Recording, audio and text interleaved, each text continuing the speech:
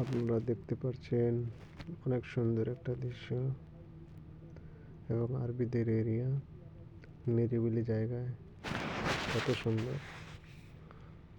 অথচ আমাদের দেশে এরকম একটা প্লেস পাওয়া অনেক বড় কঠিন। এদেশে তো অনেক মানুষ কম,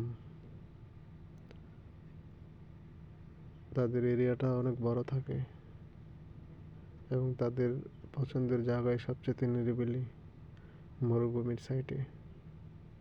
এই যে দেখতে পাচ্ছেন ছোট্ট ছোট্ট একটা এরিয়া নিয়ে, পাশাপাশি একটা ছোট্ট একটা মসজিদ আছে, পাশাপাশি দূরত্ব যতটুকু দূরত্ব ততটুকুর মাঝে ছোট ছোট এই যে উট রাখার উজবা বলে, উট রাখার স্থানটাকে উজবা বলে।